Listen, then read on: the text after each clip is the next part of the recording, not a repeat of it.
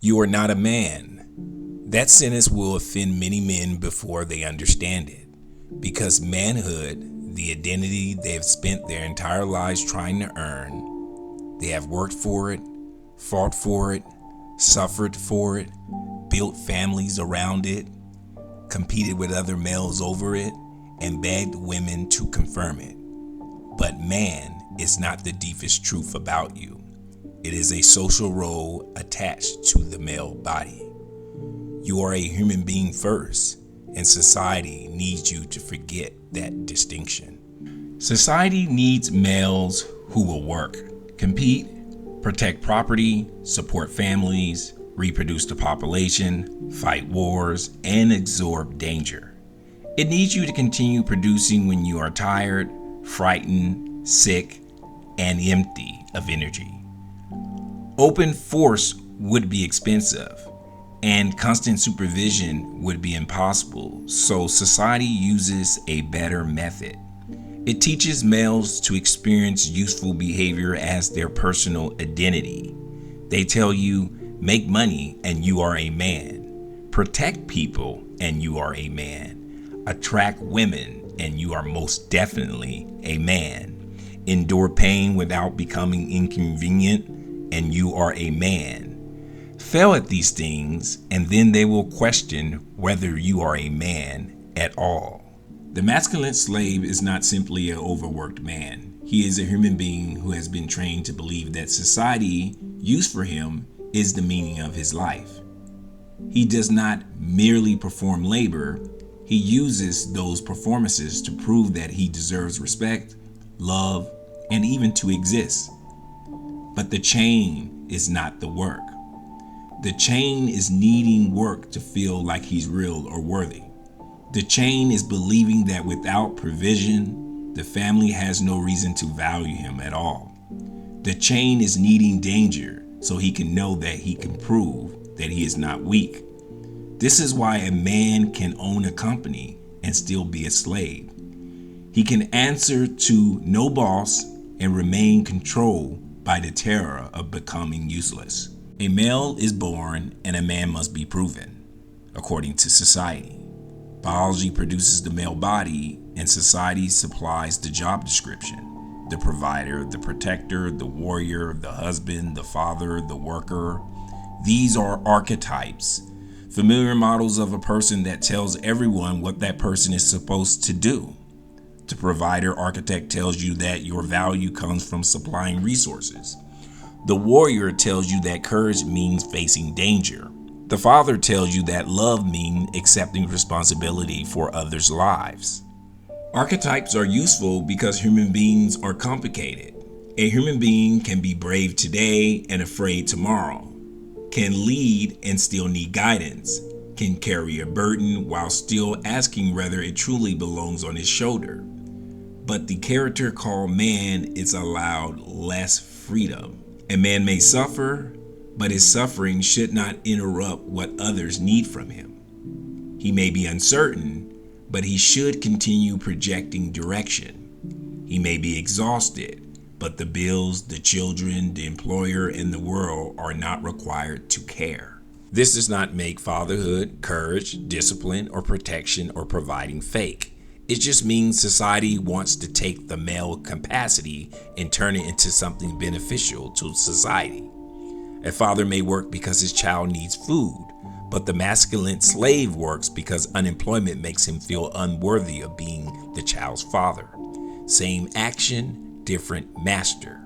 The role feels powerful because it arrives as purpose, answering what life is for the boy before he ever becomes a man. Eventually, these outside instructions become internalized. Internalization means an outside demand has entered the mind and begins speaking as though it was the person's own beliefs. The father no longer has to push. The employer no longer has to watch. The woman no longer has to say he is falling short. He wakes up already measuring himself. The guard has entered the prisoner. The overseer does not need to stand above him. The overseer has entered his own mind. Culture points the force of our biological instinct turning them into short, repeatable commands called memes. Real men provide. Men don't cry. A man stands on his own. No woman wants a broke man. Each phrase contains enough truth to hide the trap. These memes survive because they create behavior that people can use. Men enforce them through ridicule because ranking other men helps them secure their own position. We reward the man who calls exhaustion commitment, for instance. A meme tells a man what to do, and a myth teaches him whom to admire. In Greek mythology, Atlas is a titan condemned to hold the sky on his shoulders forever. Modern culture treats him as a symbol of masculine strength, the man who carries the weight of the world. Exhausted fathers recognize themselves in Atlas. So do men who believe their family, businesses, or communities will collapse if they ever stop. But Atlas is not free. He is a prisoner. His strength does not end the punishment. His strength is what makes the punishment possible altogether. Once a man becomes the one who can handle everything, every new burden confirms his importance. More pressure becomes more proof. More exhaustion begins to look like more love. Soon he stops asking why the sky is on his shoulders, and he only asks whether he is strong enough not to drop it. Hercules proves himself through impossible labors. Achilles chose a short, glorious life over an ordinary one. Together, the stories teach that proof never ends and admiration matters more than being alive. Myth makes this cage seem beautiful. The ideal masculine slave wants to become legendary for surviving his suffering.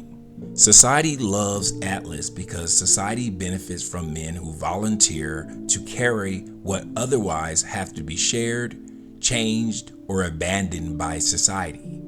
The man calls it pride. The system calls it free labor. Everybody gets a piece.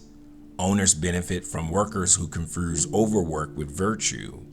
Government benefits from citizens who confuse obedience with honor. Families benefit from fathers who believe love means making their own needs disappear. The man himself becomes the final enforcement mechanism. Once manhood becomes identity, institutions can harvest it. An employer connects dignity to productivity. A market connects success to ownership. A military connects courage to risking the body. This is institutional capture, which occurs when an organization takes a real human need, arranges its satisfaction so that serving the need also serves the organization. You think you are proving yourself. In reality, you are supplying labor to the system, consumption, taxes, and sometimes even your body. Female approval deserves special attention because it reaches deeper than money or employment. A man is taught that a desirable woman's choice proves something about him. The trap begins when her desire becomes a verdict on his manhood. Rejection no longer means one person did not choose him. It means the masculine performance failed. Two human beings stand in front of each other, but the roles meet first. The man performs the character he believes she will reward, and the woman judges him through standards she was taught to trust. The masculine role does not only control behavior, it edits perception. The competitor sees ranking before people. The provider sees economic value before life. Time becomes productivity. Rest becomes guilt. Another man becomes a rival. A child becomes another responsibility to carry. This is the deepest theft. Men are not only trained to work too hard, they are trained to see too little. He builds an impressive life for a character he mistook for himself. The resume expanded, and the human being all but disappeared. Why does another man's freedom produce so much anger? Because if one man can put down the burden and remain worthy, everyone else must confront the possibility that Atlas was not displaying greatness. He was cooperating with punishment. So men rename their wounds. Exhaustion becomes ambition. Emotional paralysis becomes strength. Fear-driven labor becomes responsibility. And the inability to stop becomes discipline. But freedom begins by recognizing that man was never your deepest identity. You are a human being. And the wilderness is simply existence without an assigned role. Atlas uses his strength to support the inherited order. Prometheus in Greek mythology uses courage to cross its boundary and bring back something new, and he returns with fire. Rejecting man as the deepest identity does not require us to abandon work, family, or being a protector. It just means putting those actions beneath the authority of being a human being. The masculine slave serves because refusal to serve threatens his identity. The human being serves because he examined the demands of life and decided for himself what is worthy. We can provide without believing income is our worth. We can love without requiring certification. We can return to society and bring back fire. Okay, you made it to the end of the video. I guess what I'm trying to say is the ideal of a man has been used against us to control us in society. And since we were little kids, it's been a constant state of indoctrination. And throughout human history, this indoctrination happened because of survival. And basically, we've been internalizing, seeing our life, what we're doing, and what we're not doing based on the metrics, I'm talking to males, of a man.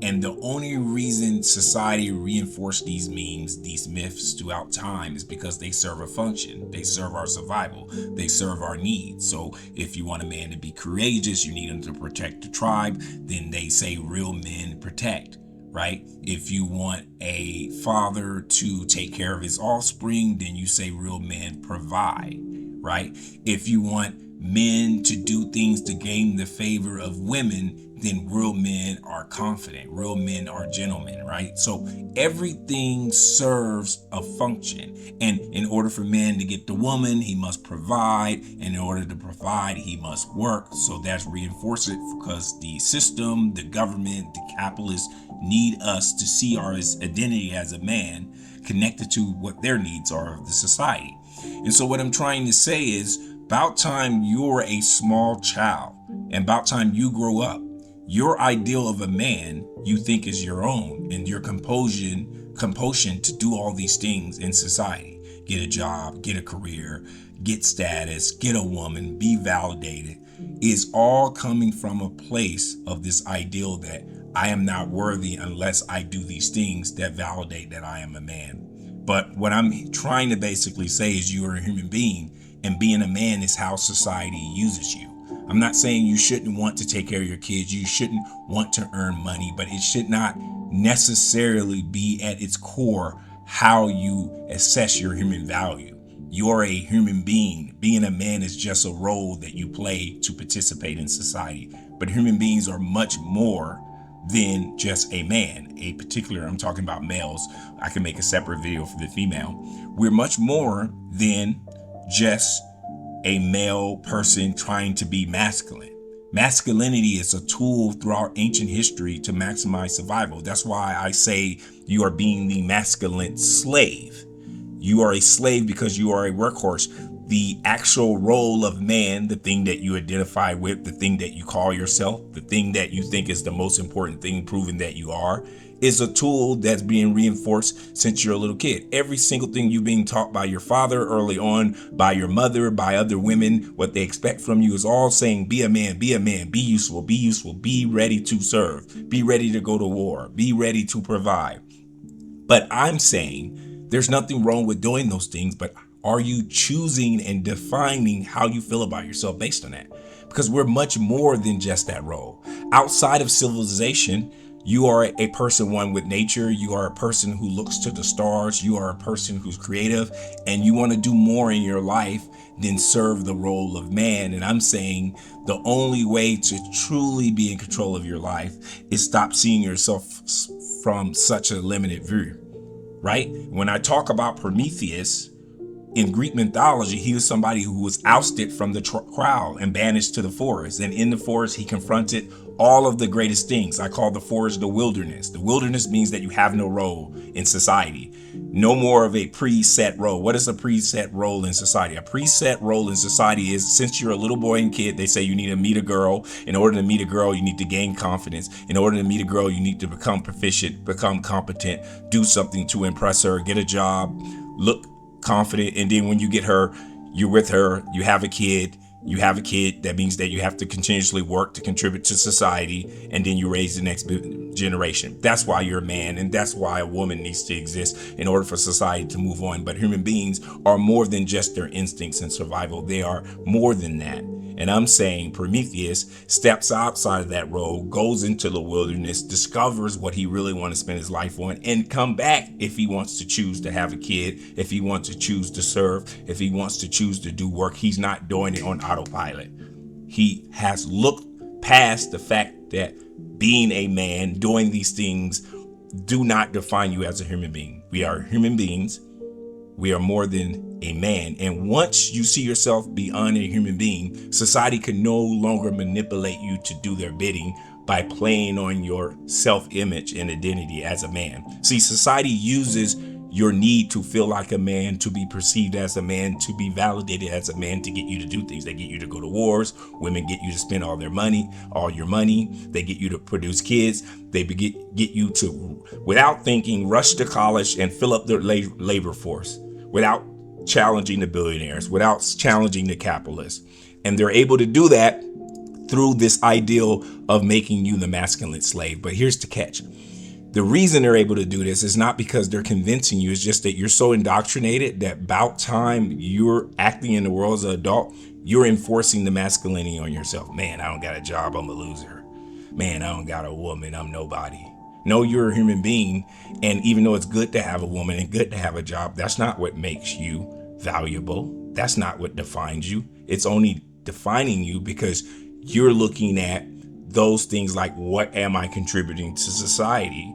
And society only wants you to contribute because the organism only wants to survive. So the general idea is, let's start thinking we're not just men. We are human beings. And that was the purpose. Hope you enjoyed. If you want to check out more of my writing, you can look at the links in the description. Thanks for your time.